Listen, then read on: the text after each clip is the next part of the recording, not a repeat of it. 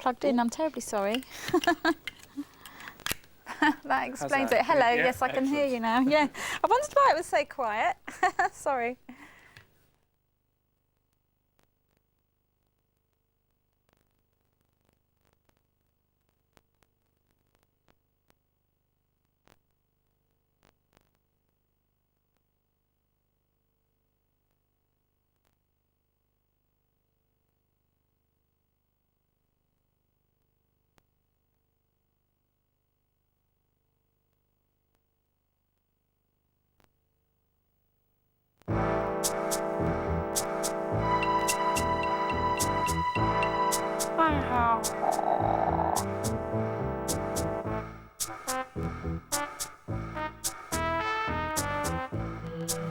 Catwalk Show, Catwalk Show, Catwalk Show, Catwalk Show, Catwalk Show.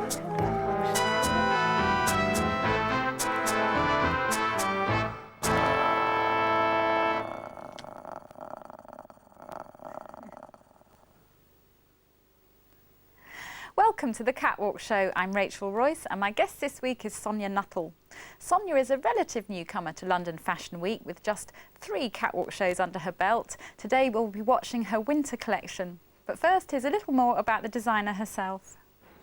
Sonja Nuttall understands the problems students face. She graduated herself with an MA in fashion design from Central St Martin's just 4 years ago. But Sonja was no ordinary student. She was able to take her main degree with a scholarship earned as most prominent young designer. She worked in the industry before studying, designing for high street retailers the Burton Group, Topman, Principles and Debenhams. She also had a spell working for top designers Hartnell on the Gina Frattini collection. Sonja has put on 3 major catwalk shows of her own, always to great acclaim from the fashion press. She's known for combining elements of tradition with modernity and a splash of eccentricity. Her designs are simple yet convey a low-key luxury. Sonja, welcome to the show. We saw in the film there that you were helping students. Is lecturing something that you do quite regularly? I do. I'm actually first year's option leader for St Martin's. Plus I teach at the MA in Birmingham. But I only do it 2 days a week in the morning, so how does that's that enough fit in with your... Actually, it fits in very well because the students are fantastic. If you want them in at 8 o'clock, they're there. Because obviously, you know, when you are working on your collection, you have to get out of there as quick as possible. So they're fantastic. And Wendy Dagworthy is very supportive. And she understands that you have to, you know, get back to the studio. So it works very well. It works very well. Do you sometimes employ some of them to help you on your collections? We do have a majority of the students from St Martin's. We have a lot of applications, but it's always nice to meet them first. We don't just see St Martin's students, we see a majority of. But my assistant Wendy deals with that, so I have a wonderful surprise. I never know who we get, but they're fantastic. The quality is amazing. Now, you've had 3 catwalk shows yourself. You started off and then you missed out a couple of seasons. Why was that? The reason for stopping was really to restructure the company and to see what else I would like to do. And purely because we're self-financed, we can't just do runway shows. It's just taking slightly more time than one would like it to be, so that the actual the business side of the company, I had to divide it into 2 sections, which now we have a design consultancy. So we have that side of the company now, which is running very successfully. And I actually design product, which has been quite a wonderful experience. So we have the whole lifestyle imagery at the moment. And that's what I really wanted to do, because that's it's not necessarily just about clothes. It's Lovely. Also about product. A whole lifestyle look. Yeah. Let's get on and watch your winter show. Right. Now, this looks like a very unusual location. Where did you have the show? I actually had it in Selfridge's loading bay, and they thought I was so mad that I wanted this grotty runway show. But they were very, very, very supportive, and we're very pleased at the outcome. I think we all were. It was very cold, it's the only thing. Oh, the models were freezing, weren't they? They were. Because it's an outdoor location, basically. Yes, and presumably yes, it is. It's an outdoor location, so we had to get these amazing wind machines, not wind machines, heaters to keep them warm. So we had that problem, but everybody was fantastic. Why did you want to have it there? It's a part of my obscure personality. I sort of go. I wanted this quite luxurious, beautiful collection, quite wearable. It had to exude quality, but the environment didn't. And I always have those contradictions, I think. I think it's part of my personality. Was it kind of to do with wanting to show clothes in a kind of real urban environment as well? Yes, which we always do. We always do.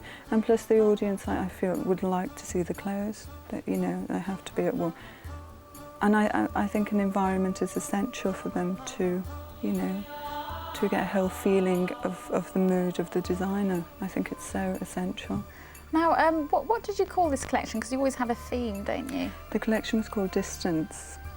It was made, the reason for Distance, it just sounded so right at the time. And all our titles, it's just this spontaneous, you know, word that we actually, so we don't really look too deep of what it means. So, and it's quite successful. It's sort of part of your inspiration to sort of work on a theme, is Yes. it? Now, do you always do menswear as well as women's wear? You've got both in this collection. I always do menswear. I'll always do five men, because that's my background, menswear.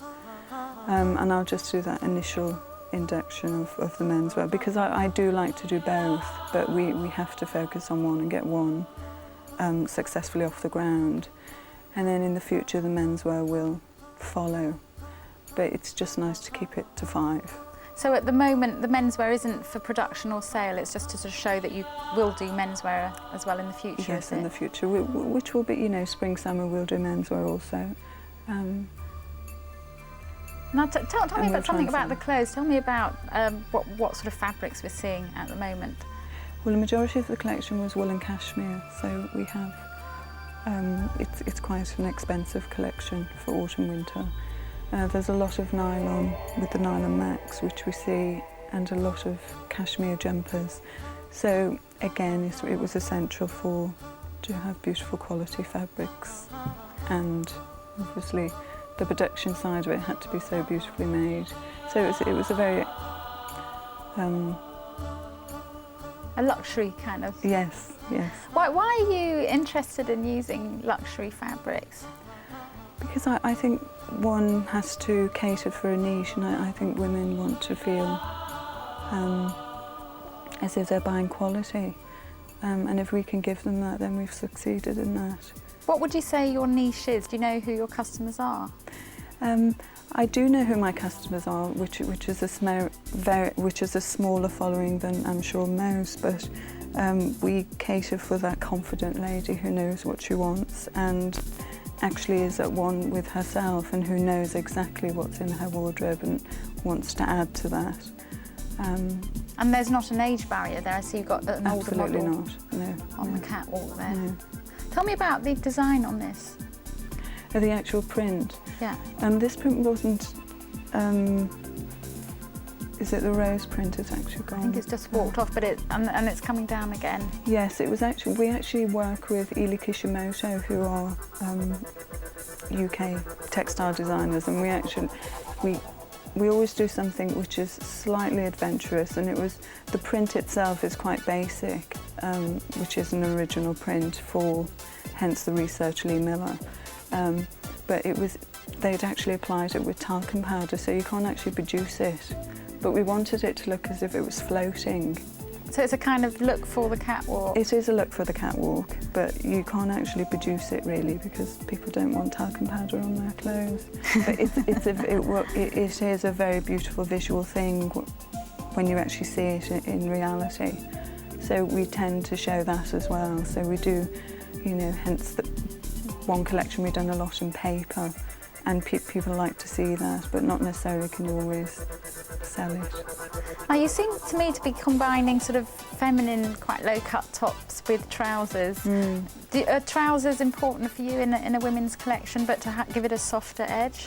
Trousers are very important because the suit is very important for me, the suit, the coat, because it's an essential part of a woman's wardrobe.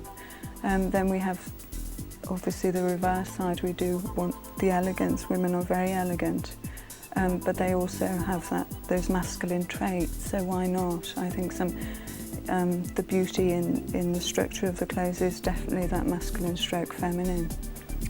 And I think a lot of the time here that the femininity shines totally more so than the masculinity, because the suit itself just looks very feminine, but it has that masculine silhouette. I noticed in this collection you're using a lot of accessories, hats and so on. Have you made those, or have you bought them in, or how does that work? We actually, the hat designer, which it hasn't actually come on, we actually worked with a hat designer called Reese, who had done some pieces for us. He's fantastic. He's the new up-and-coming one of them hat designers. So we worked with Di, and he actually done some pieces for us. He hadn't done this one here, for example? No, the caps, they were made in Ireland, and they were designed by myself. Oh, right. Yes. So straightforward ones, yes. Yeah. But the more, the ones at the end were produced by Di Reese. Oh, we'll look out for those. But you've always made accessories as well, haven't you? Always, yes. It's again that lifestyle. Contemporary thing. I just think people do not just want clothes, they want a whole look, they want a feeling, they wish for a mood. And I think we give that, and we do that quite successfully. So it's nice to actually give them that whole idea of what is in me, and then they can take it away with them or leave Does that go down to the shoes as well? Yes. Really? Yes, we do everything. Now that's quite unusual for a clothes designer to actually sort of know how to design shoes and so on. Was that part of what you originally learnt when you were at college and so on? Not really, no. We focused purely on design, but then design is about shoes, is about clothes, is about gloves. It's just that I like to know exactly what's going with what, and that overall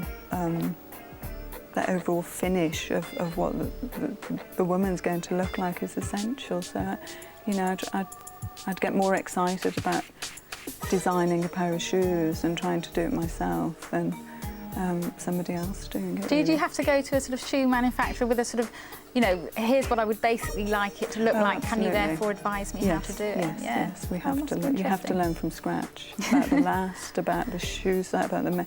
So it's completely a totally new... Will you be going on to cars next? The whole lifestyle I wouldn't mind, actually. I don't mind. What sort of cars would these models be in? With this, distance would be a fast car, presumably. Oh, yes, I think the most gorgeous oldest Porsche, I think. Now, we're on something very feminine here. Tell me about these dresses. These dresses were totally inspired by Lee Miller.